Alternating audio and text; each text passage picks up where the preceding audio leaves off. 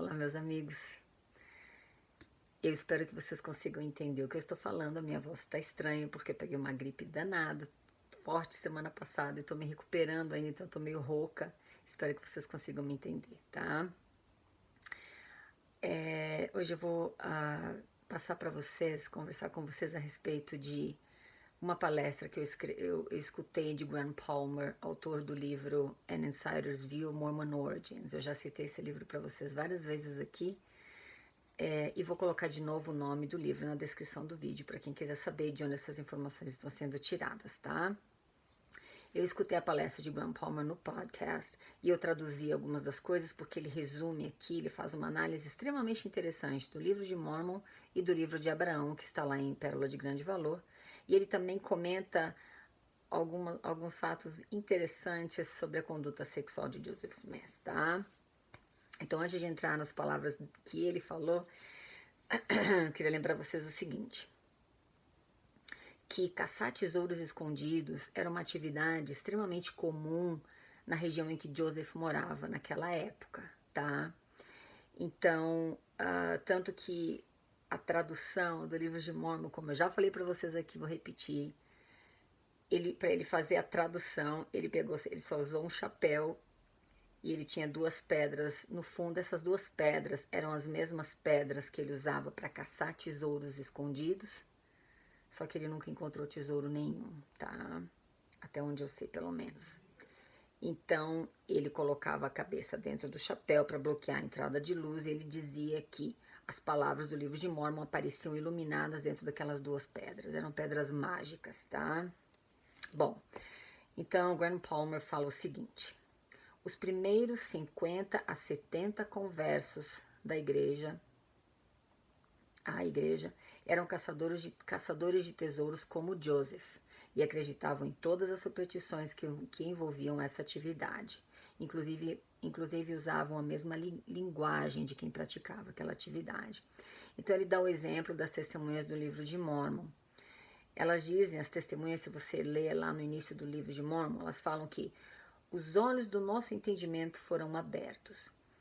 Graham Palmer fala que essa era uma expressão que os caçadores de tesouro usavam. Eles chamavam isso de second sight, segunda visão, olhos do entendimento. Ou seja, eram coisas que estavam acontecendo somente na mente deles. Não era somente um processo mental, não era algo que estava acontecendo ali de verdade. Então, os caçadores de tesouro usavam essas expressões e por isso as testemunhas do livro de Mormon, algumas das quais também praticavam caça a tesouros ocultos, usaram essa expressão quando Joseph, na verdade Joseph escreveu esse testemunho e elas só assinaram, as testemunhas só assinaram. Então eles estavam usando uma linguagem que era familiar para eles, né? Estavam afirmando que eles viram que os olhos do entendimento deles foram abertos, tá? Tudo bem. Ele segue dizendo o seguinte, Graham Palmer, tá? Metade dos capítulos de 1º e 2º Nefe são uma cópia da Bíblia do Rei Tiago, de 1769, inclusive os erros gramaticais. Por isso que os mormons eles só usam a Bíblia do Rei Tiago. Eles falam para você que aquela é a melhor versão, a melhor tradução, mas na verdade não é. Eu já escutei historiadores aqui dizendo que tem outras versões da Bíblia bem melhores traduzidas do que a versão do Rei Tiago. Mas por que os mormons usam essa versão? Porque foi a versão da Bíblia que Joseph usou quando estava criando a teologia mormon e ele buscou respaldo lá para muitas das coisas que ele criou na teologia, tá? Então por isso os mormons só usam a Bíblia do Rei Tiago. Porque se pegar outras versões até melhores, de melhor qualidade, vão contradizer e podem comprometer a teologia mormon, tá? A doutrina. Graham Palmer segue falando o seguinte: Jacó, Enos, Mosias e a alma do capítulo 1 até o 42 usam uma linguagem metodista. Quando ele estava trabalhando no PhD dele, Graham Palmer, tá? Essa foi uma anotação que eu fiz. Quando ele estava trabalhando no PhD dele em História dos Estados Unidos na BYU, ele estudou a fundo a história da religião na América. E ele focou no segundo grande despertar, que foi a era de Joseph Smith. Ele diz que ele ficou pasmo com os pregadores e ministros religiosos. que ele conheceu estudando a fundo a história da religião na América, tá? Durante o Grande Despertar. Ele fala que os 11 pregadores do livro de Mórmon, que aparecem nos livros de Jacó, Enos, Mosias e Alma até o capítulo 42, eles soam exatamente como o que Joseph teria escutado em seu próprio meio, especialmente no meio metodista, o qual ele frequentava parcialmente. Ele segue dizendo o seguinte: você vai ver os 4 passos de conversão que eram usados na época dele.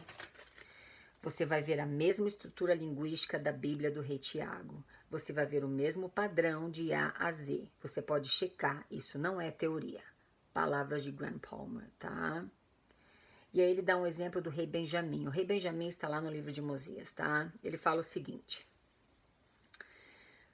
eu encontrei a 1 milha de Palmyra um acontecimento interessante. Em 6 de junho de 1826, somente a 1 milha de Palmyra, tá?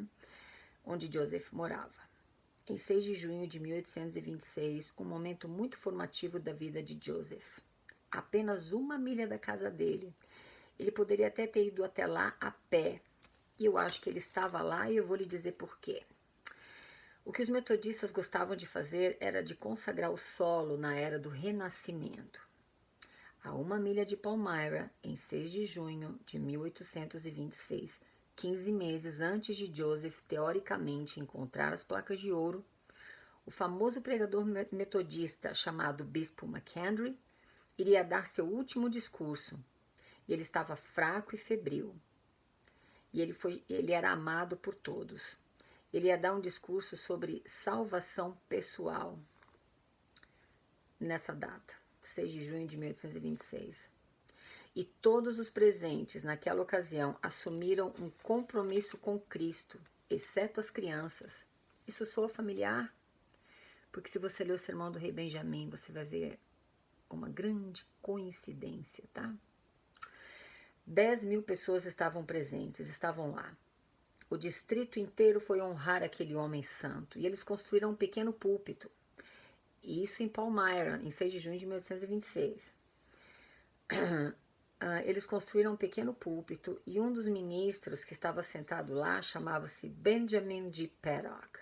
Benjamin? É familiar para você? Benjamin G. Paddock. E eles colocaram as tendas em volta daquela plataforma, daquele púlpito. E ele deu seu discurso. E as pessoas começaram a cair no chão, movidas emocionalmente, exatamente como no discurso do rei Benjamim.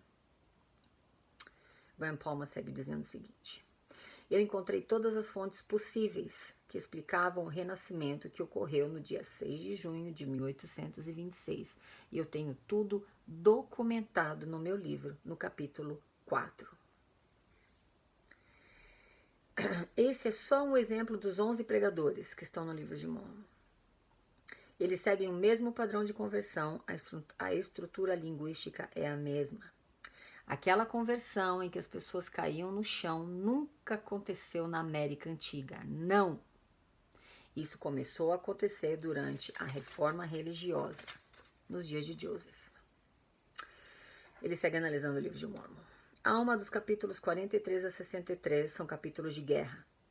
Esses capítulos refletem as estratégias de guerra dos índios americanos, especialmente a guerra de 1812 e as estratégias de batalhas dos índios britânicos contra o coronel Jackson. Elamã de 1 a 7 é sobre o bando de Gadianton.